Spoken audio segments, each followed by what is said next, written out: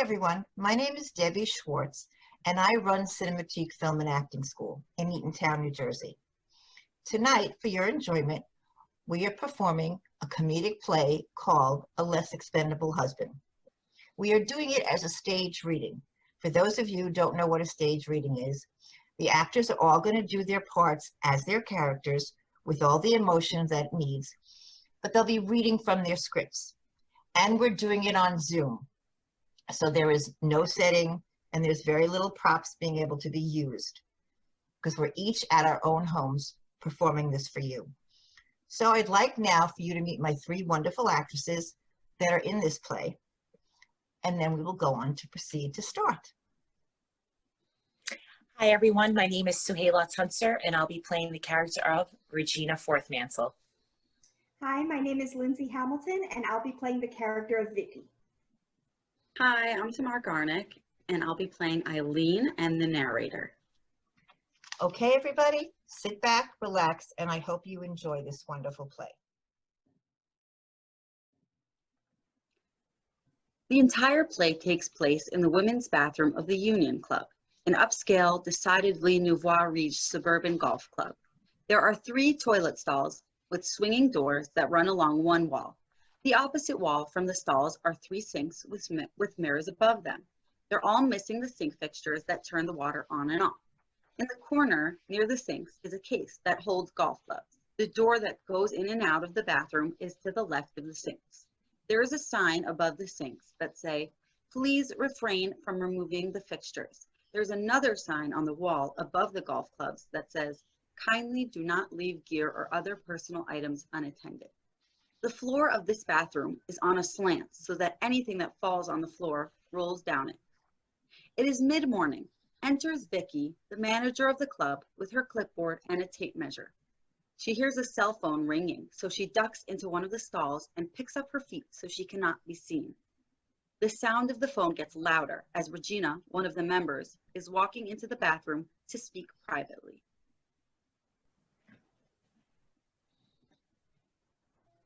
I told you not to call me. They track these things.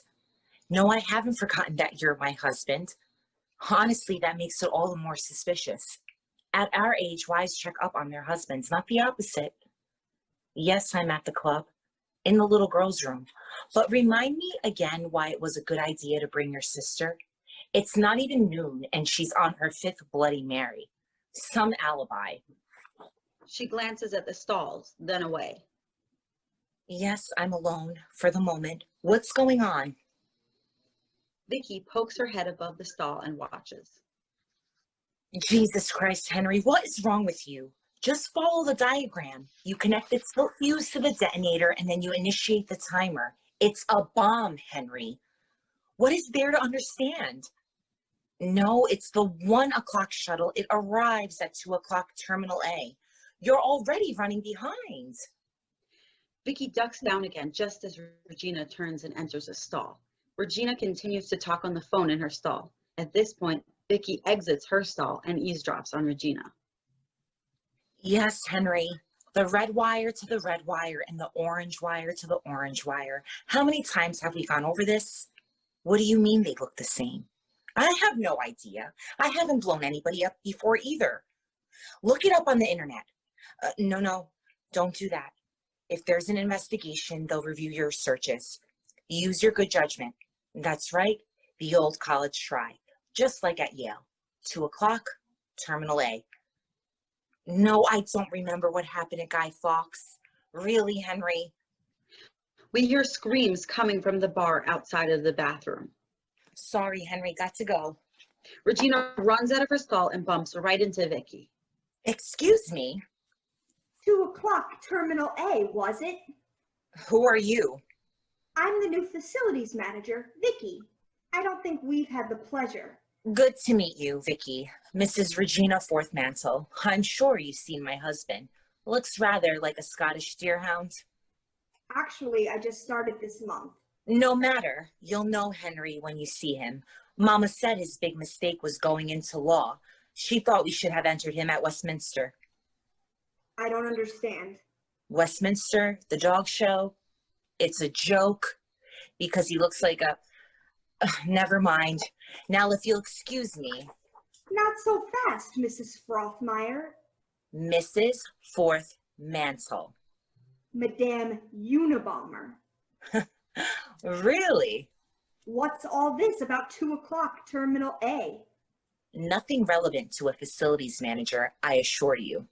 It sounds a bit like you're planning to bring down an airliner. You really shouldn't eavesdrop. I'm sure the authorities will see it differently. I doubt that, once they find out I was rehearsing. You mean conspiring? And I suppose you might call it that. They're lines from my 10-year-old school play. About bombing a plane?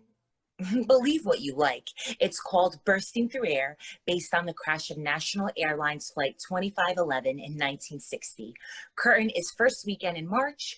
Tickets go on sale next Saturday for $20, but I can get you a discount. 10-year-olds? They're precocious. It's a private school. You were talking to your husband. Was I?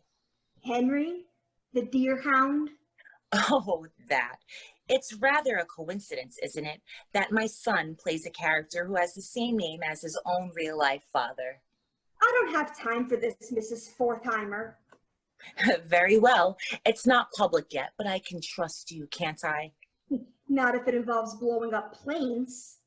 Nobody is blowing up any planes, dear. Get that notion out of your head. What about 2 o'clock Terminal A? Of course. How could you know better? I don't suppose you get to the theater much. So we're back to the school play again. I told you. Not a school play. Broadway. I realize you never heard of me. I don't suppose the name Sarah Bernhardt rings a bell either. Helen Hayes, Eleanor Deuce, Uta Hagen. No matter, I am rather well known. Quite famous, actually. I'm often compared to a young Elizabeth Taylor. I've heard of her. So it may reassure you to learn, and I emphasize this, that it's not yet public knowledge, so please don't tell a soul that Bursting Through Air, the bombing of Flight 2511, is to be the next theatrical vehicle for that unrivaled luminary of the American stage, none other than Regina Forthmantle. I see. I'm so glad you do. Nonetheless, you'll forgive me if I file a police report. You know how it is. See something, say something. And tell them what?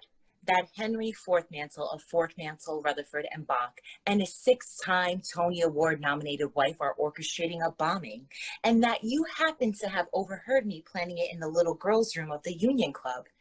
If there actually were a bombing, it's you they suspect, not us. Regina's phone rings. It's Henry. She speaks into the phone.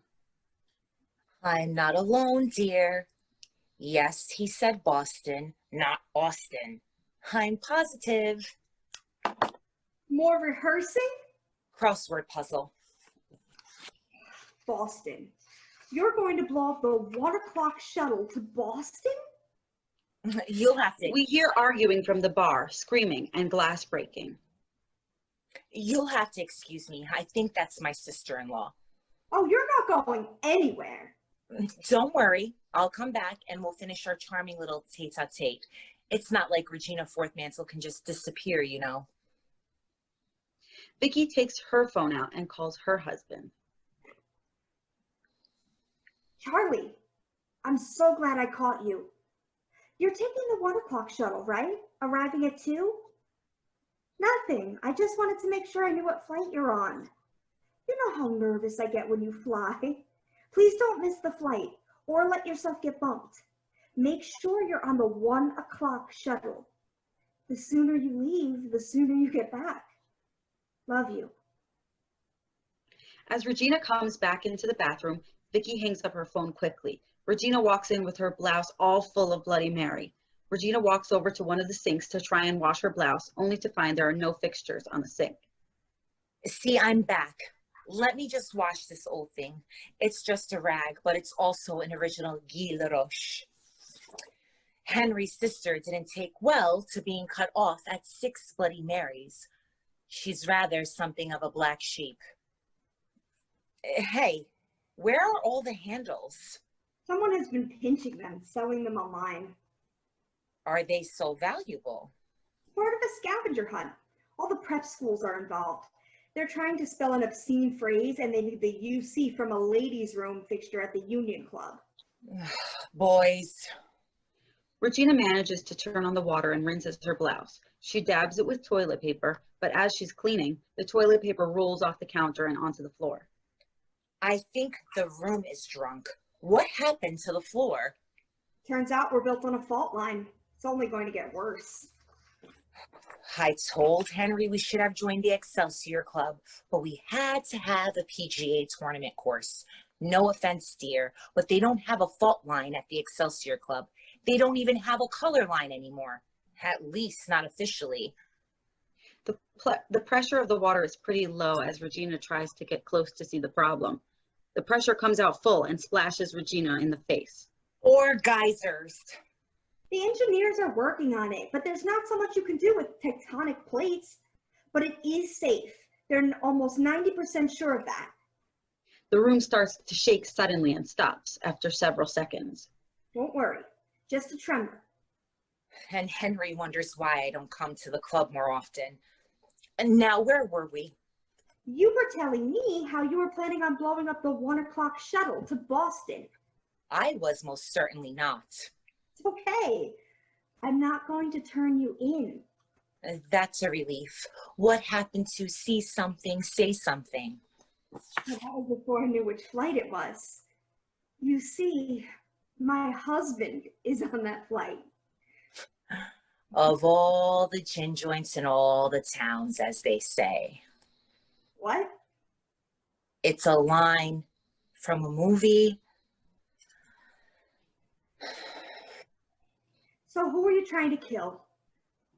Isn't that a tad forward? What if I'm not trying to kill anybody? But I know you are. And if we're honest with each other, we'll both be protected.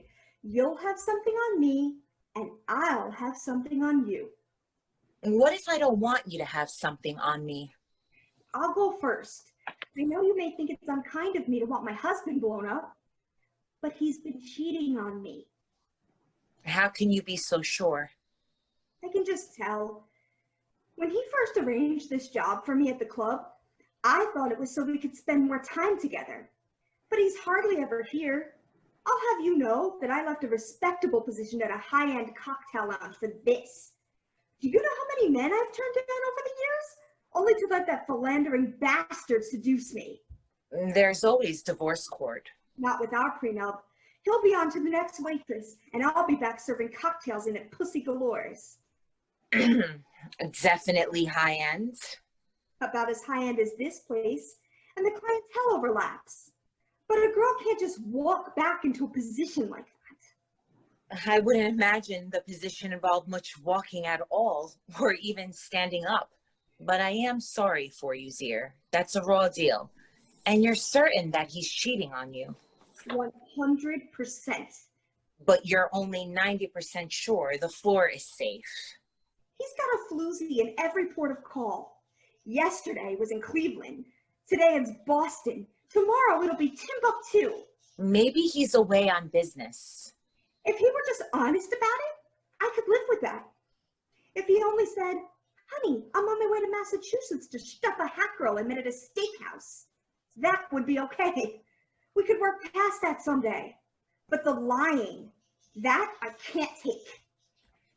So the easiest thing is to blow him up. Well, I wouldn't have thought it up myself, but since the opportunity fell into my lap. Anyway, what about you? What about me? Please don't be that way. I thought we were going to be friends. Did you? Well, confidants, at least.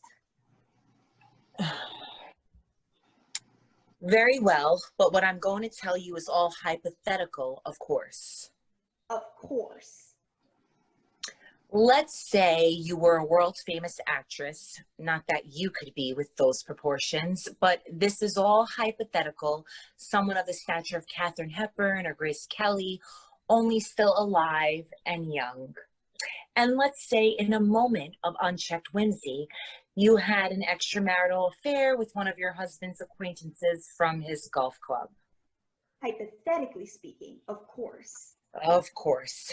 And let's say you wanted to break off that affair because your lover was involved with another woman, but he refused and threatened to reveal your relationship to your adoring public to undermine your wholesome and pristine image. He wouldn't. Oh, but he would. Hypothetically speaking, of course. Of course. How evil. So what choice would you have but to make a full confession to your loving, betrayed, but ultimately forgiving husband, and then conspire to blow the bastard up to smithereens at the first opportunity? None, hypothetically. So there you have it, dear. 2 o'clock, Terminal A. Good for you. But it is a crazy coincidence, isn't it? Our meeting like this and your lover being on the same plane as my husband, that should teach them both a lesson. If any of that were true, of course, which it's not. I'll be free. Free and rich. I have bad news for you, dear. You know it's all theoretical. It's not going to happen. Whatever you say. It could be the plot of a Hollywood musical for all I care, as long as it actually happens and I'm free. It's a car bomb. What? Did you really think we'd blow up an airliner? Even if Henry can get through security with a pipe bomb when he can't even get through with his tie clip, did you really believe we'd kill all those innocent people? It never crossed my mind. Well, it should have. You might want to see a therapist. Decent people don't go around blowing up strangers willy-nilly. But what about Terminal A? The Boston shuttle? Henry is already in Boston. The shuttle arrives at Terminal A, and Henry's going to follow my lover out of the airport and put the device under the hood of his rental car. Hypothetically speaking. But why not just plant the car bomb in New York? They're less likely to suspect us this way. Henry made a point of stopping by the office this morning, even though it's a Saturday, and giving the weekend guard a Christmas card and an envelope full of money. Then he sneaked out the back door. He'll sneak back in tonight and do the same with the night guard. Meanwhile, I'm here chaperoning Betty Ford. Who? A joke. I'm with Henry's sister, the woman drooling on the bar. She's mad as a hatter, you know. At 17, she was ranked second in New England in junior league golf. You couldn't pry the irons out of her hands. Now she's all up in arms about the damage the greens do to the migrating geese or the ecosystem or something. And she wants to give all our money away. Not just hers, mind you. That would be crazy enough, but the entire Fourth Mantle inheritance. I suppose that's what comes of letting her major in sociology. We could have just sent her to Cuba instead of Brown and saved the 4 years of tuition. Another tremor. The room shakes briefly. I imagine the plumbing is more traditional at the Excelsior Club. A car bomb? So I'm not free. Sorry, dear. But that means you also don't have anything on me. So I can turn you in. Why would you bother? Why does it matter to you if I kill Charles? Charles? Charles Ward, my bastard ex-lover. Charles Ward is your lover? You know him. I thought I did. When I married him. So that's how it is. Charles. You and Charles. Well, that worked out for the best. How so? You'll be free. Charles and you. Well, it hasn't worked out yet, I suppose. Henry could still screw up. He doesn't exactly have the instincts of a deerhound. You've got to stop him. What do you mean? Call your husband. Tell him not to plant the bomb. I'll do no such thing. He grabs a golf club from the golf bag standing in the corner to try and hit Regina. I'm not going to let you murder my husband. Now make that call. Mighty touchy, aren't we? What happened to wanting to be free? That was before I found out that you were the other woman. Why does that matter? don't take this the wrong way, Mrs. Frothmingle. But even though I called Charlie's lovers floozies and harlots and bimbos, I secretly fancied they were out of my league. Sexy and glamorous and young. I felt so inadequate, worthless. But if it's only you. What precisely are you insinuating? Well, you know, let me try to explain it to you in a way that you'll understand. It's like, usually a person might enjoy watching the latest box office hits and Academy Award winners in movie theaters. But occasionally there's a rerun of an old sitcom on television and she can't be bothered to turn it off. I fear I don't follow your meaning. What's there to follow? Clearly, Charlie just wanted something different, older, something I can grow into. Why, you hussy. Regina charges at Vicky. Vicky retreats without swinging the club. Regina topples the caddy and the sink knobs fall out and start rolling toward the floor. The knobs! Quick, catch them! Both Regina and Vicky scramble after the knobs, but they have already rolled off the stage. The two women end up on the floor. Vicky still threatening Regina with the club. They both rise. That explains it. Someone has been smuggling them out inside her caddy. We hear a lot more shouting coming from the bar. If you'll excuse me, I have to check on Eileen. Not until you call off that hit. Take it easy with that thing. You're holding it wrong. Fingers closer together and relax a bit, like you're holding a bird. Stop changing the subject. I'm just giving you a word to the wise. Change your grip, change your game, as they say. Call your husband and you won't get brained, as they say. Trust me, dear, you're better off this way. Husbands are expendable, lovers too. And why shouldn't they be? The Pope dies, they find a new Pope. The Queen shuffles off her moral coil, they elevate a new monarch. Everyone is expendable, even you and me. So why not Charles? At your age, you'll find another one before you know what hit you. But I don't want another one. I want Charlie. Now that's a different tune. Who else is going to add grenadine to my martinis or call me his little rutabaga? I can't imagine. Or recite the ticker from the New York Stock Exchange while he's sleeping? There you'd be surprised. And who else knows how to find that perfect spot with a feather and... Oh, okay, I get the point. So you really do love Charles? Of course I do. I just wish he loved me too. What makes you think he doesn't? I meant only me. Why is it so important? Why do you care if he has a thrill in Boston now and again? It's not just that. I could probably get used to him wandering a bit, but he hardly ever pays attention to me anymore. I can't remember the last time he admired my beauty or remember to leave the toilet seat down. And he forgot our 42-week anniversary on Friday, just went about his business like it was any ordinary day. You've only been married 42 weeks. That surprises you? Yes, honestly. I'd been married almost 5 years before I thought of offing Henry. But I doubt Henry started rolling the toothpaste tube in the middle. When we were dating, Charlie rolled it carefully from the end, like a rare parchment. Now it just squeezes. How ruthless. He treats me like an old pair of socks. He's not ready to throw me away, but he doesn't take me out very often. That's not infidelity, dear. That's marriage. Really? Is it like that for you and Henry? The last time Henry took me out was during the Carter administration. You're that old? What is wrong with you? That was a joke. How old do you think I am? Not so old. I mean, not older than my mom. That was a rhetorical question. Oh. But Henry does treat me like an old pair of socks, and I do the same with him.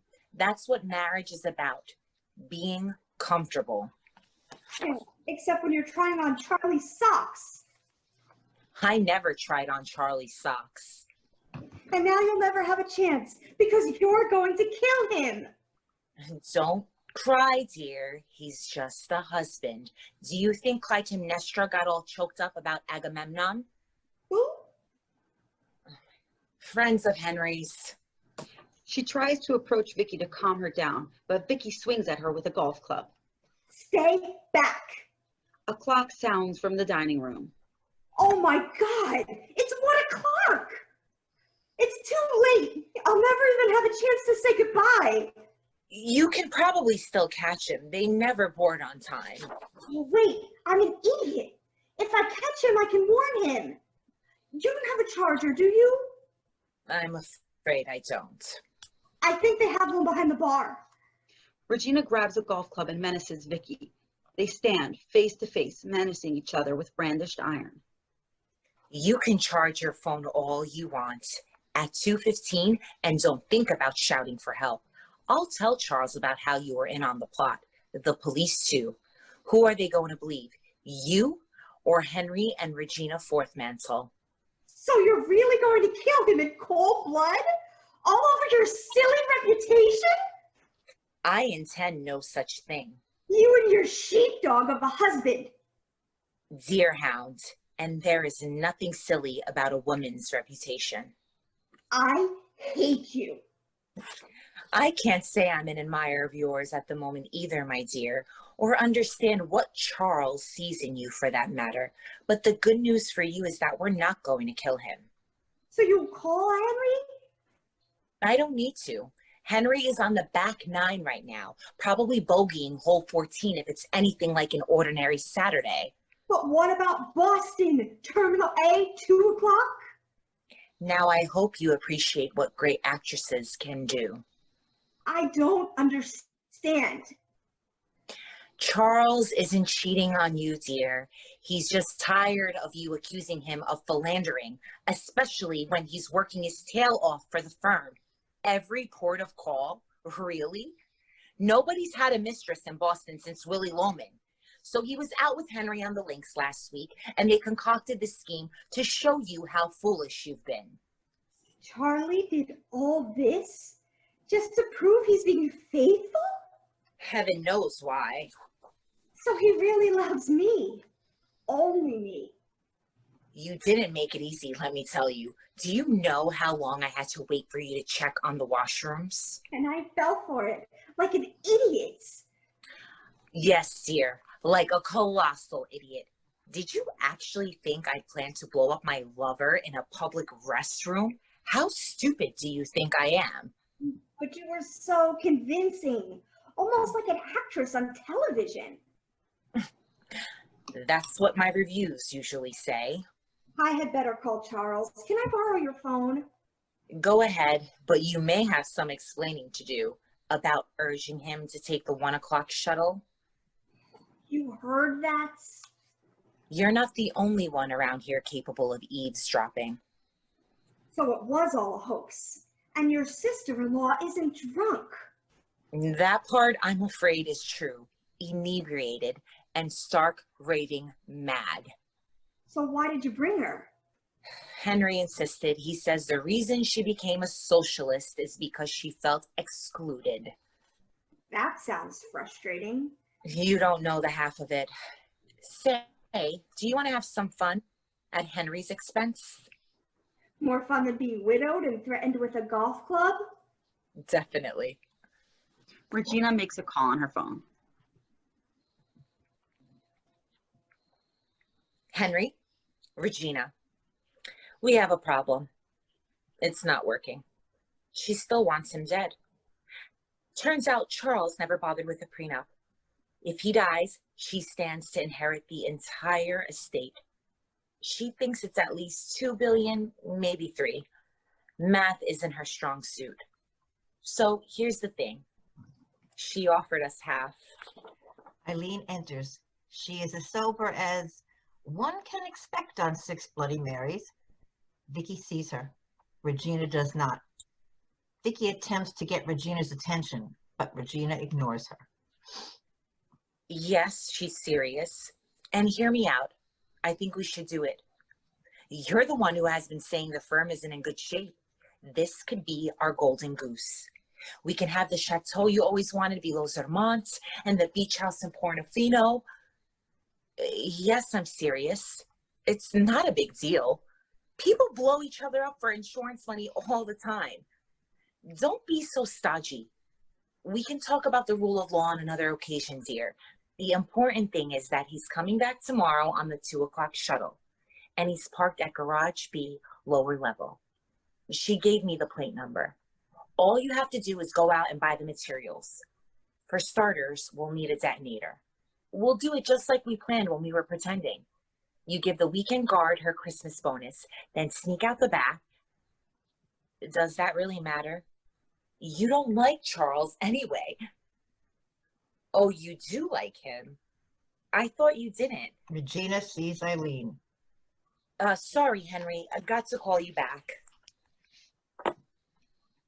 Well. Eileen, I thought you were lying down. Garage B, lower level, is it? Vicky, this is Eileen Forthmantle, my beloved sister-in-law. Charmed. And who's your co-conspirator? This is Vicky Ward, Charles' wife. Ah, the widow in waiting. It's not like that. Honey, you're inebriated. No, I'm not. I'm just drunk. Eileen sees the overturned caddy. Who's been touching my golf stuff? Can't you read the sign? This isn't your personal closet. Eileen looks inside the caddy. Did you take anything out of here? Nothing that belongs to you. How dare you steal our fixtures? You really shouldn't make off with things that you don't belong to you, dear. Whatever. I'm dismantling capitalism one piece at a time. And I'm starting with this club. Couldn't you start somewhere else? Maybe the Excelsior Club or the Beach and Yacht? It's kind of funny, isn't it? I sell these knobs to overprivileged brats at Hanover and Horace Mann, and then I give the proceeds to the Spartacus League. At Brown, we call that irony. The what league? The Spartacus League. Trotskyites. Good heavens, you're another Patty Hearst. And you're obsolete. You and your private clubs and your regattas and your cotillions and your old fashions and mimosas on the 19th hole. Private golf courses are the scourge of North America. They replace pristine woodlands with fertilized lawns drowning in pesticide. They're killing off our songbirds, our garden mammals, not to mention the effect the lost forest has on the global climate. For what? So you and Henry can hit a tiny white ball into a metal cup 400 yards? Do you realize millions of people in Asia and Africa can't even afford to play mini golf? Is this really the right time and place? Oh, I'm sorry. Is there really a right time and place for social justice? Is there a right time and place for the survival of the planet? Maybe next Thursday, dear, before my bridge club. Ugh, golf is an outrage, the opium of the upper classes. That doesn't give you a right to steal our fixtures. I realize your brother is a member, but... And you're gripping that club all wrong. She said to hold it like a bird. What kind of bird? I never really thought about that. Oh, of course you didn't. You want to grip it like it's a baby rabbit or an oriole, not like the neck of an ostrich. Eileen helps Vicky adjust her stance and grip. Oh, why do I have to teach you how to be bourgeois? I imagine the Spartacists might appreciate the irony, dear, right before they send you off to re-education camp. Regina steps towards the door. And now I think it's time for both of us to head home. Eileen grabbing the golf club from Vicky's hand and wielding it like a sword. Not until we have a chat about Garage B. That was a joke, dear. Tell her, Vicky. A joke. You know, ha-ha. Several $1 billion is no joke. It certainly won't be to the police. What do Trotskyites want with the police? 1/3. That's what. 1/3 of what?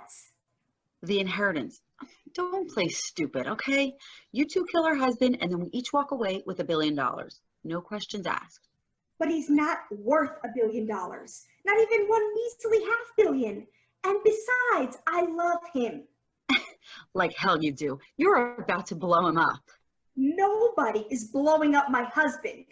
And it wouldn't matter anyway if we did. He's got an ironclad prenup. What about life insurance? It all goes to his first wife. It was part of the settlement. I don't believe you.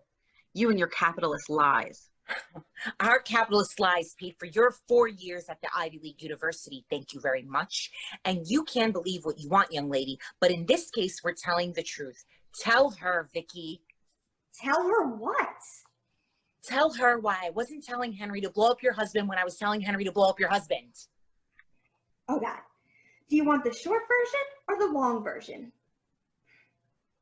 Well, let me see if I can explain.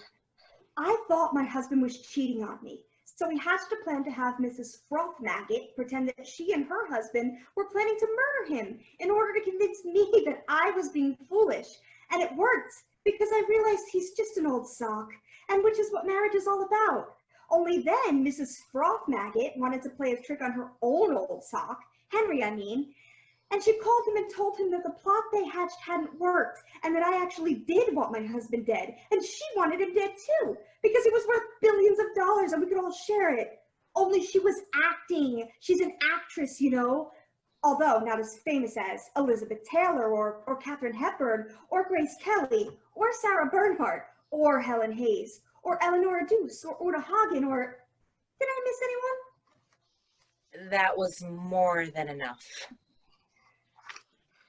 So we were trying to trick her old sock into thinking we were going to kill my old sock for his billions. Only we really weren't going to, because my old sock isn't worth billions and I love him a whole lot. Does that make sense? Not in the slightest. Well, it's the God's honest truth. Well, we'll know that for certain after they read his will. Please stop talking about my husband like that. He's not expendable. Men are expendable. All of them.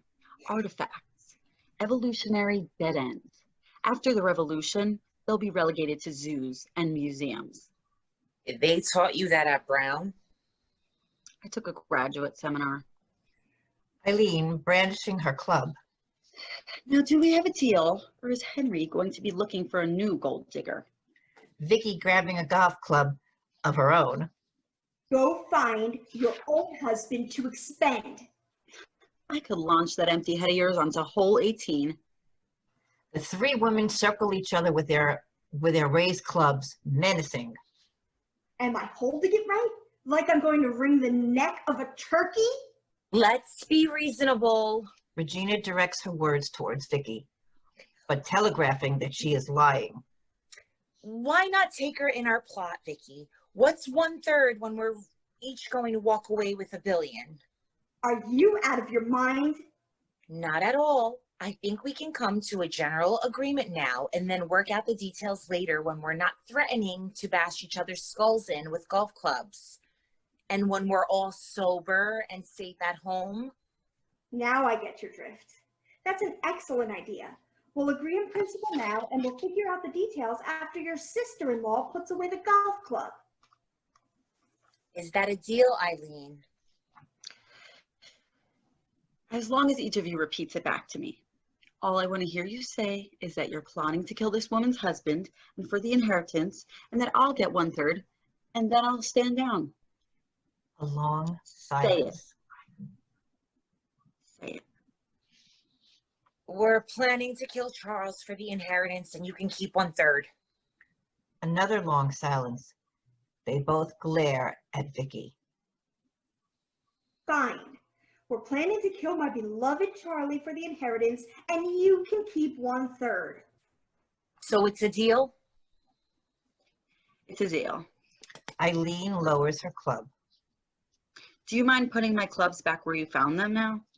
Regina and Vicky return the clubs to the caddy. Now let's go home and get you sobered up.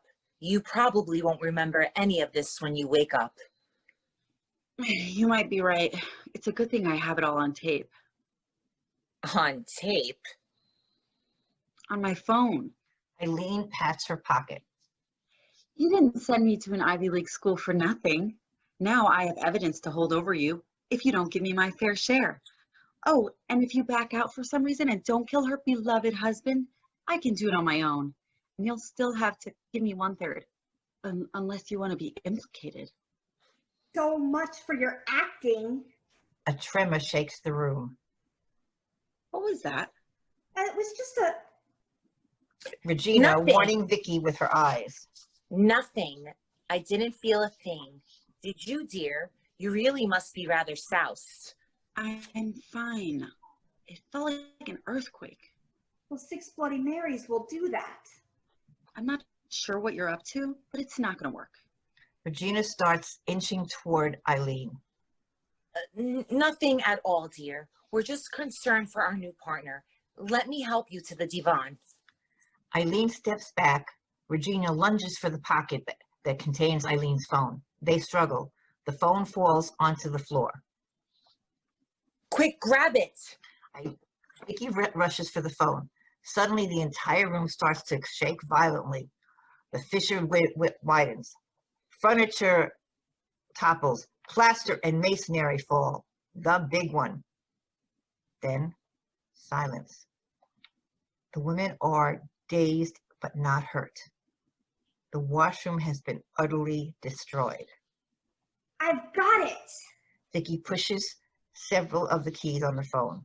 Recording deleted. I can't wait to help poor Charles and tell him how I saved his life. Vicky tosses the phone back to Eileen. Here you go. But steal one more fixture, lady, and you're going to need that phone call. Am I making myself clear? I hate you. All of you. Why do the capitalists always win? It wasn't like that in college. Regina's phone rings. For a moment, they all think it's Eileen's. Then Regina realizes it's her own, and she climbs through the rubble to answer it. Henry, don't think twice. Now is a perfectly good moment. I was just thinking how glad I am that we didn't join the Excelsior Club. I'll be proud of you, will I? What's the good news? You bought what? A detonator and 10 pounds of dynamite? Yes, darling, I did say that. You ran into Mrs. Schumerhorn. She was also buying explosives and a detonator. And the Winston pipes, too. I suppose it is that time of year. We can discuss it more when I get home. And Henry, I love you. You're a good old sock, you know. I wouldn't want any others. Ladies and gentlemen, I hope you enjoyed our performance of A Less Expendable Husband.